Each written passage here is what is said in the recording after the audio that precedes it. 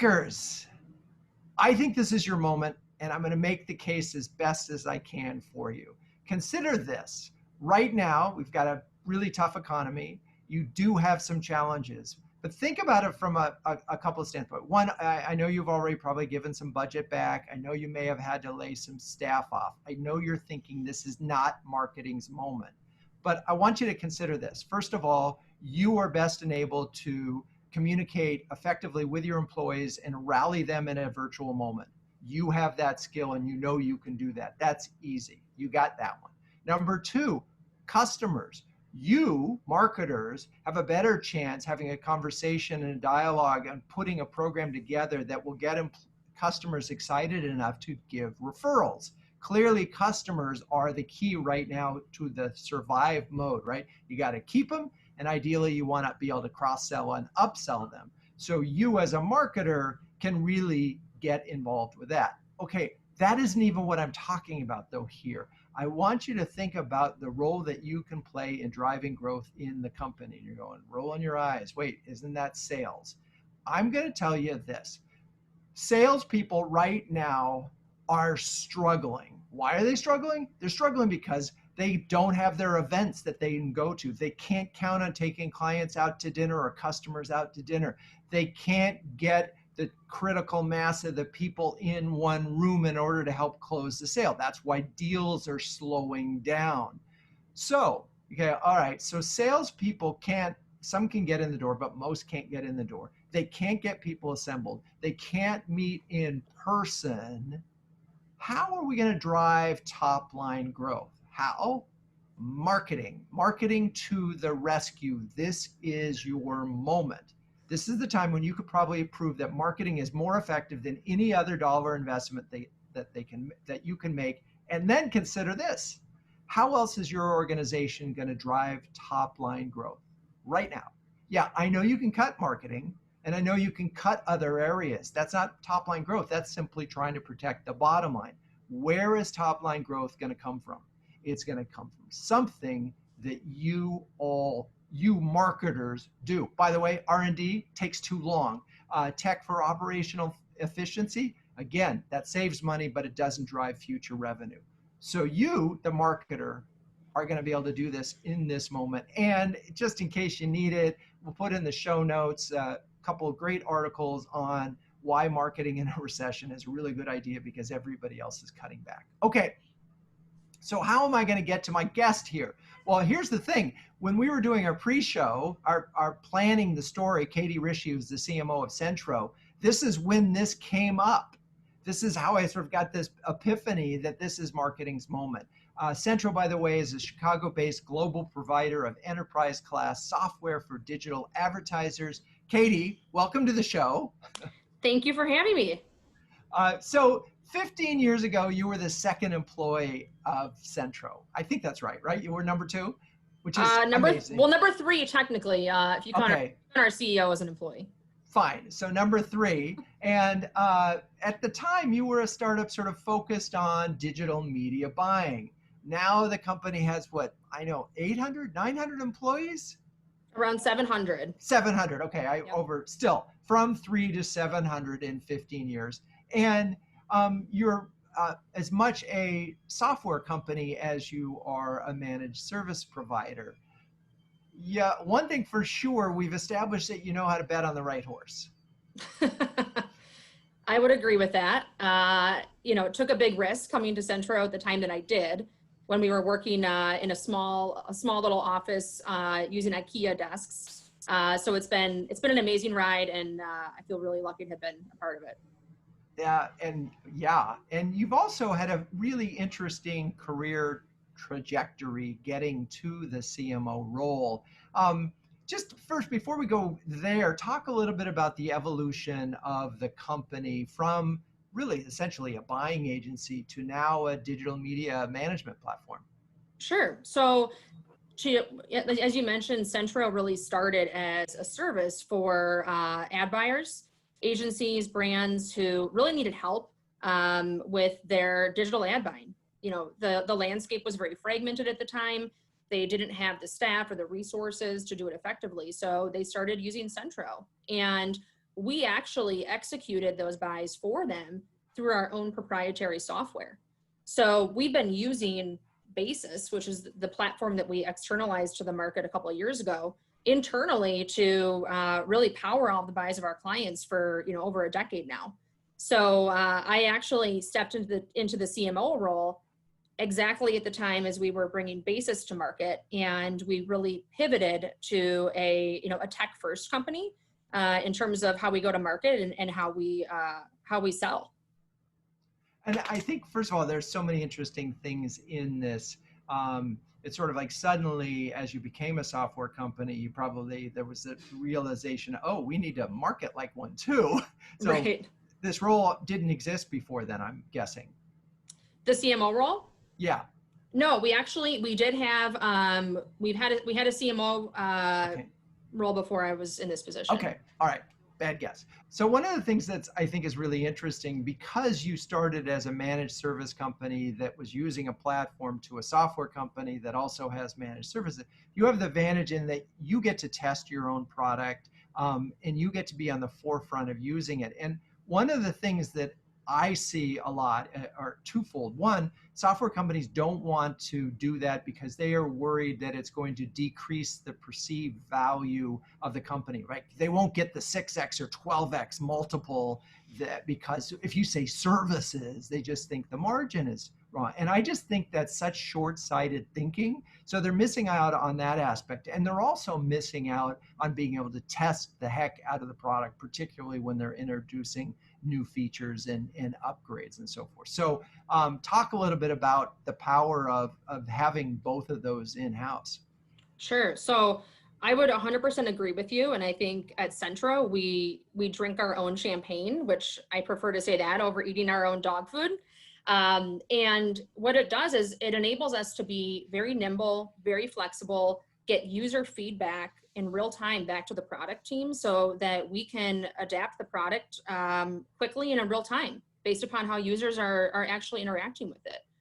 I think the other thing it does is it creates an option for clients to use the services in a flexible way to either supplement what they're doing in-house or to decide that they want to move to a completely self-sufficient model and do it all themselves with the hands on the keyboard.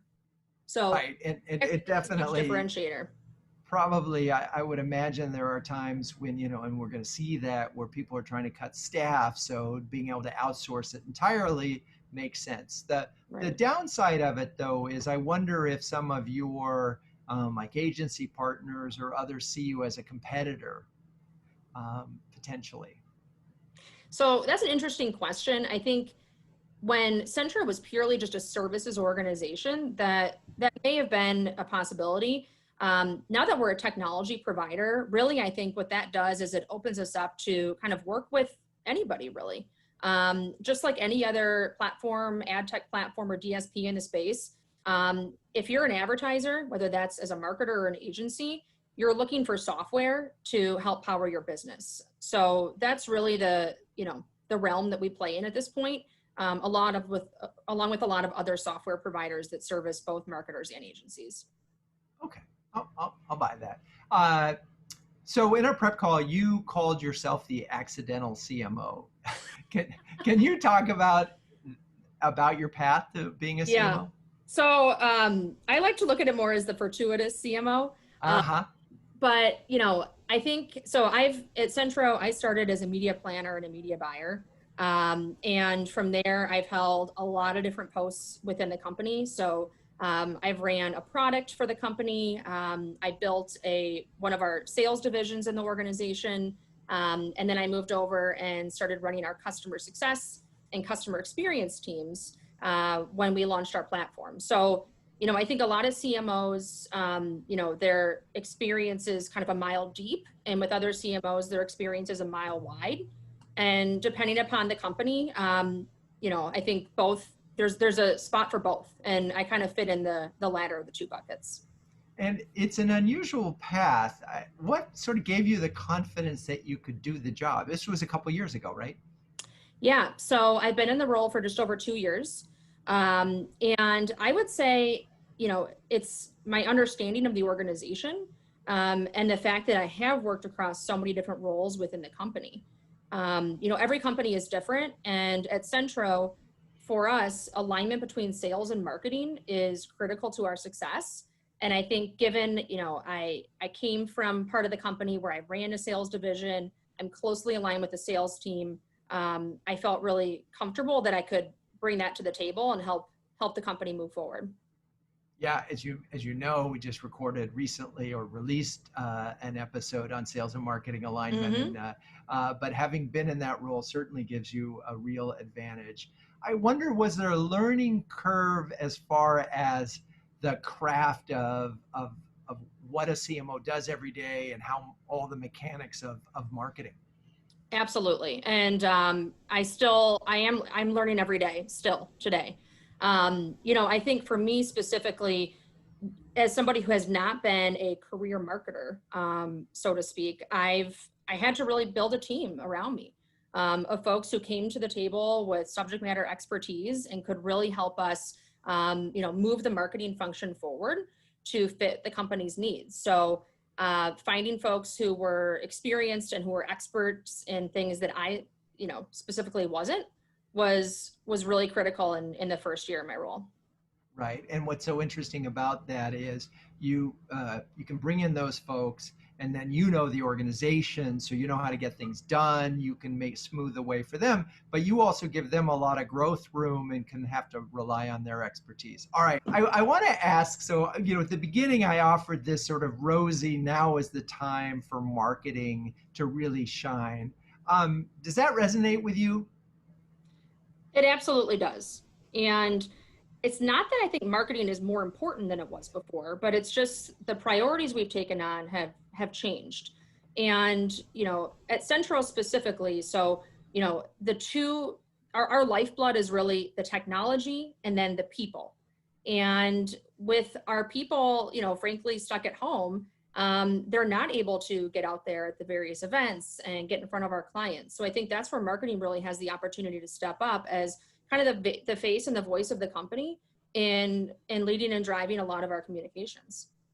Yeah, I mean, let's face it, if sales guys can't go to events, they're sitting there, a lot of them are waiting on marketing to bring these people together.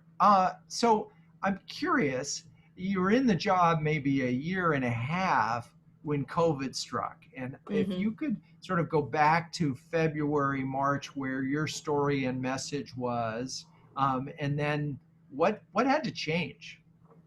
Sure. So that's a great question. Coming into this year, we were very focused on talking about and marketing the business results that an agency was going to see when they installed our software. And I think, telling that story in a really loud way, that's what we were all pumped and excited about coming into this year. And obviously then come March 15th, when we all started working remotely and essentially our focus and our attention shifted pretty dramatically, it didn't feel right to tell that story anymore. Like a lot of marketers have said, they had to shut down all of their creative messaging and completely rethink it. And so we, frankly, we did the same thing. So while the year's not looking the way we thought it would, I actually would say it's turning out for us on the marketing side, at least probably a little better than maybe we anticipated. So, okay. So you knew you had to change your message from focus on business results. What did you change it to? Sure. So one of the first things that we did is we actually surveyed all of our customers.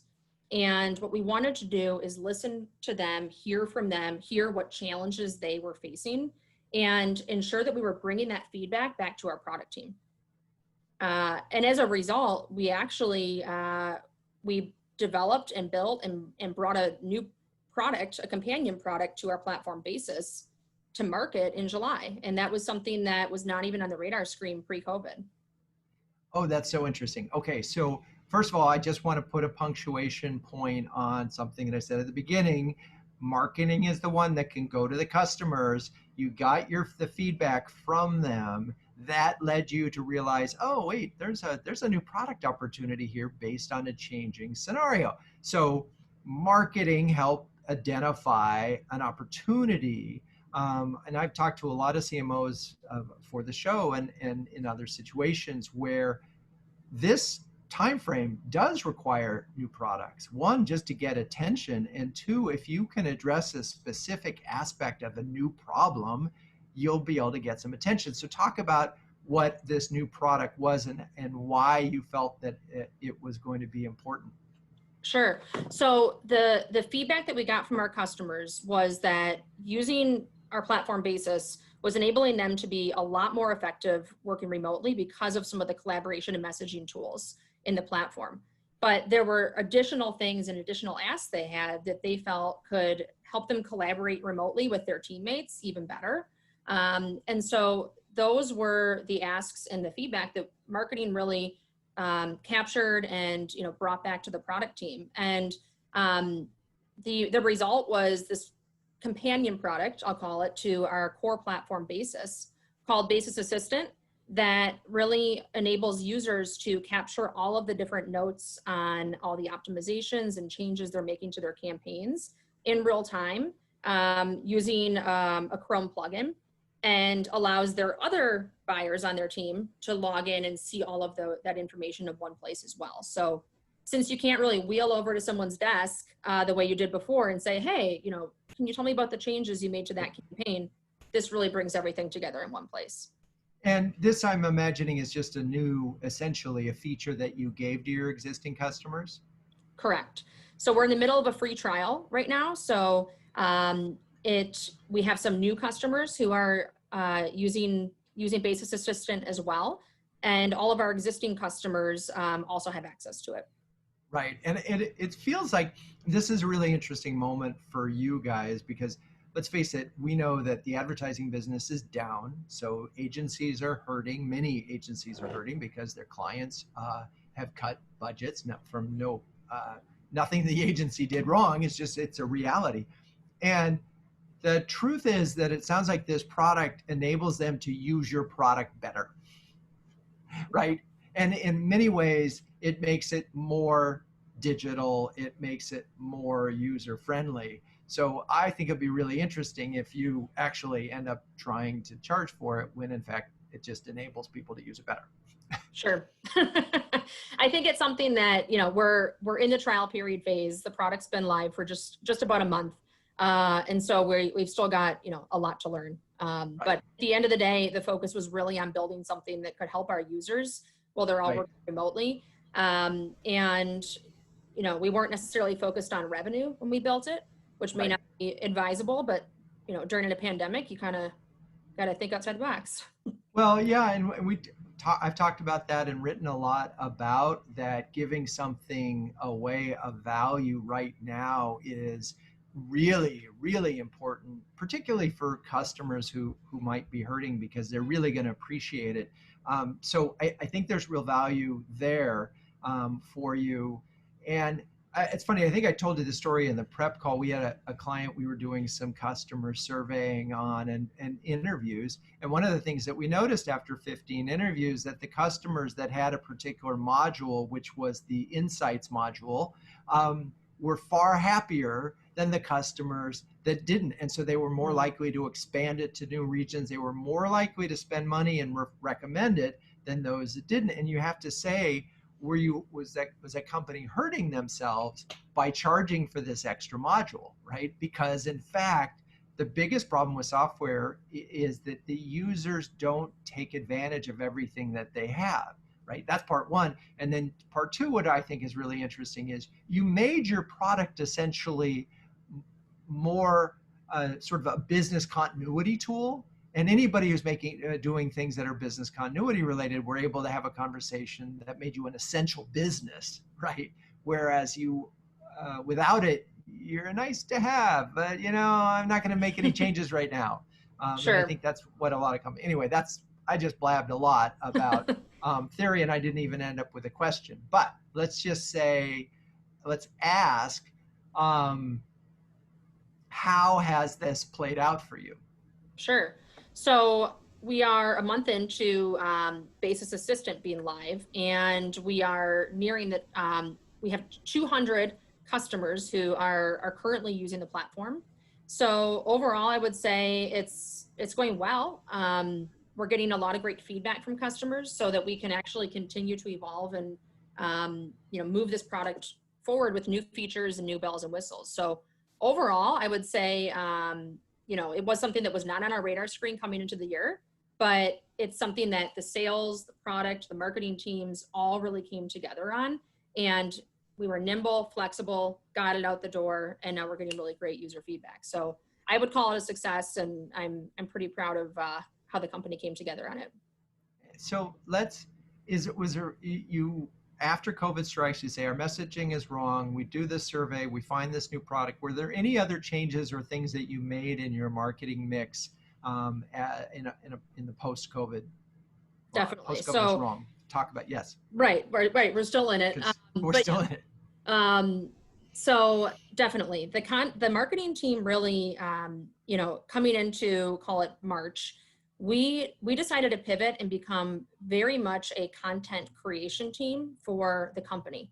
So folks on the team who did not have the title of content marketer actually stepped up. And what we really saw our role in is how can we provide educational and informative content, whether it's in the form of new webinars, which we launched 2 new webinar mini-series, or in the form of research or infographics that we can provide to sales to give them new ways to reach out to and connect with prospects and customers, but also that would be, for the end user, the customer, the prospect, that would be helpful or informative to help them navigate this time. So we really leveraged the skill sets across the team to generate a lot more content, a lot more research that frankly was meant to be educational, informative versus, selling ourselves or our products.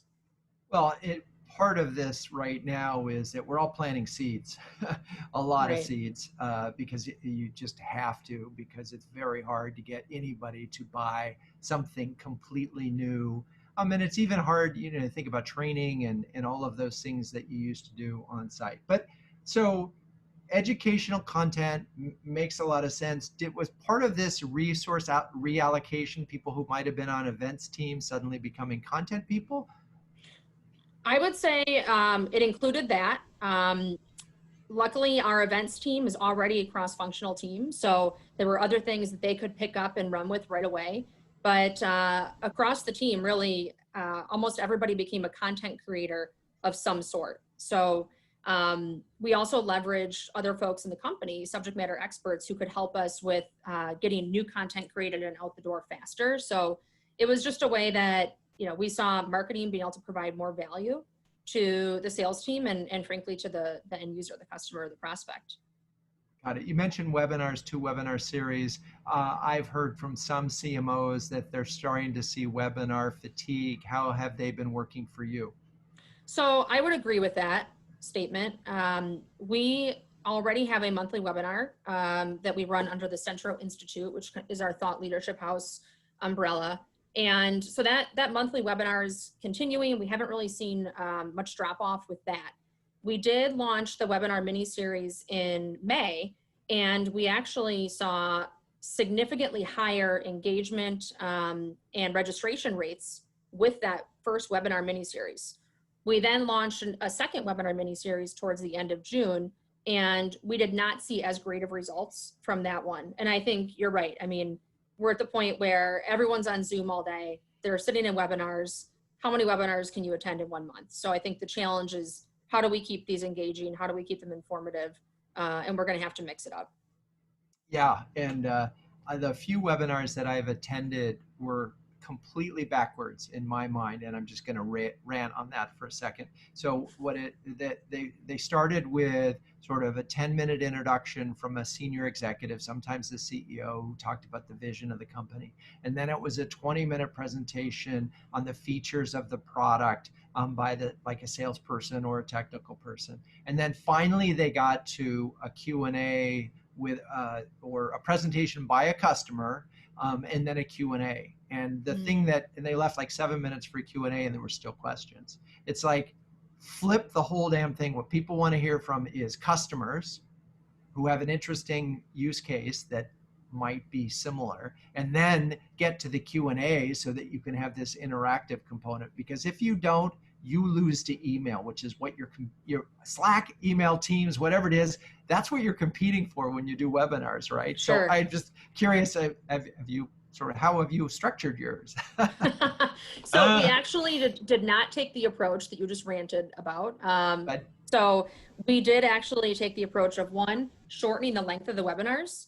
So personally, I think 20 to 30 minutes is plenty of time.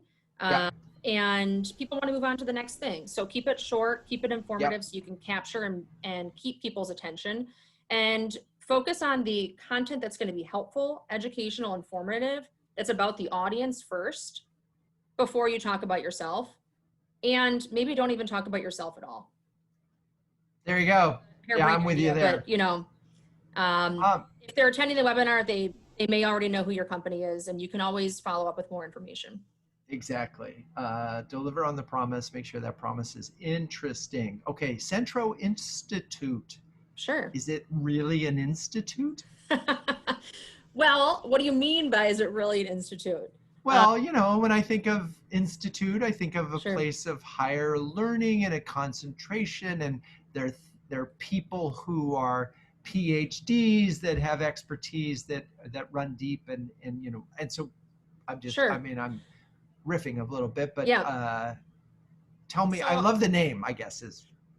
Yeah, well, okay, so what Centro Institute is, so we actually launched this program years ago. And at the core of it is a learning program for all of our customers as well as prospects, that comes in many different shapes and forms. So in normal times, that includes on-site workshops that we actually bring subject matter experts in and host on-site at a client's office. Or we actually have a training facility in our headquarters in Chicago that we bring customers into. So this is a good example of another area that we really pivoted coming into COVID. Centro Certified is one of the arms of the Institute. And that is something where we had actually booked all the way through October, coming into this year, our live in-person events that we're going to be in Chicago, where customers would come in. It's 2 days of really deep learning. They get to network, meet with other industry colleagues. So within a month of going virtual, we actually pivoted the entire format of that to a virtual learning event.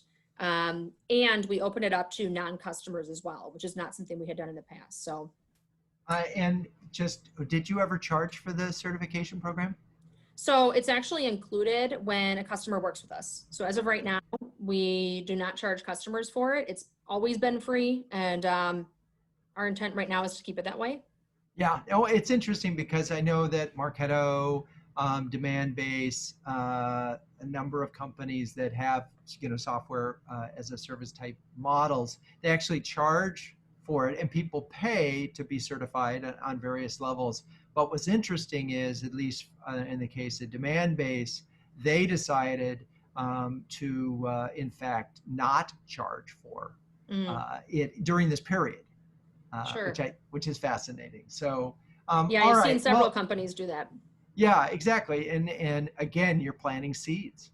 And the more people that are Centro certified, the easier it is for you to, you know, sell another agency, and that person put it in there and get staff and so forth. So it is in your interest to train people, whether or not even they are current customers. But okay. So let's wrap up.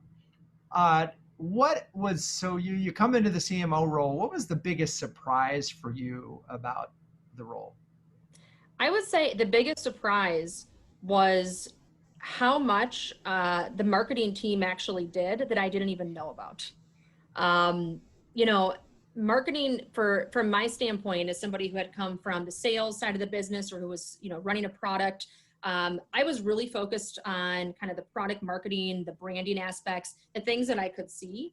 And what was surprising to me is how much actually goes on behind the scenes. And I've learned that firsthand over the course of the last 6 months, as we've really been focused on standing up and growing the demand gen engine for the company, part of which is including launching ABM for Centro. So learning all of that, and just how, you know, you can go 20 miles deep on learning about one subject matter of marketing. that was really surprising to me and very humbling too. So again, here you are, a new CMO, and you're standing up an ABM platform or ABM for the first time. That was brave. Since you hadn't done it before, what do you think your biggest lesson learned from that experience has been? I think our biggest lesson learned was to get sales alignment early on. Don't assume that sales is going to know what's going on. You have to communicate things 4, 5, 6 times, especially when you're dealing with a sales organization the size of the one at Centro. So I would say, sales alignment, get it early, get it often, and really partner with them if you're going to make this as successful as it could be. Right. So, and for that, check out episode 201, where we talk about sales alignment. But it's funny, I did the demand-based training program, and sales and marketing alignment is just so essential to ABM. Okay. You launched a new product. You did customer research. You launched a new product. You stood up ABM. Is there any other thing that I should have asked you about when it comes to sort of the last 6 months of your?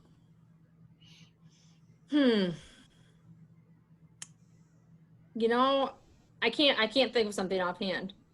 Okay, no problem. All right. So last, I guess from a new product development standpoint, when marketing is driving it, give us 2 do's and a don't for other CMOs as they're thinking about this process of identifying a product and then bringing it to market. What would you say are 2 do's and a don't? Sure. So I think creating an environment where people feel comfortable, that you can fail fast, and you can learn is a do.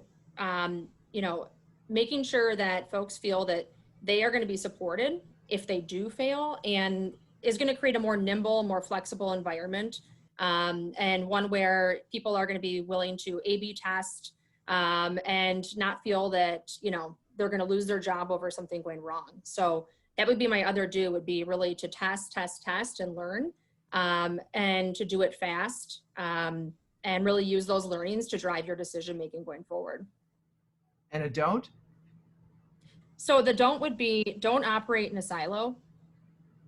I think gathering feedback from the folks who are on the street, your sales, your customer facing teams, as well as the product experts in the organization, is just going to drive a better overall experience and a better overall outcome. So don't try to be the hero. Take in feedback and take it in often. Those are awesome, Katie. Thank you. What's so interesting to me is those are very leader-oriented do's, and I think that reflects how you're taking. You're all about the chief and chief marketing officer. You recognize the need to build a team right away that complement. You mentioned that, building a team. You mentioned building an environment, and also sort of operating beyond your group. And I think, one, it's both your nature as a leader, but 2, your exposure throughout the organization. And it really makes me want to recommend to non-CMOs who are listening to this, get experience in some of the other aspects of the business. It will make you a better marketer because you'll understand how the organization works. So I think it's terrific what you've been able to accomplish in such a short period of time. Congratulations. And thanks for being on the show. Thanks for having me. This was fun. And for all you listeners, if you've enjoyed this episode, you can thank me and Katie by writing a 5-star review on your favorite podcast channel, or by sharing the show with a fellow marketer. Renegade Thinkers Unite is written and directed by Drew Neiser. Hey, that's me. Audio production by Sam Beck. The show notes are written by Melissa Caffrey. The music is by the amazing Burns Twins, and the intro voiceover is Adam Cornelius. To find transcripts of all episodes, suggest future guests, or learn more about quite possibly the best B2B marketing agency in New York City, visit renegade.com. And until next time, keep those renegade thinking caps on and strong.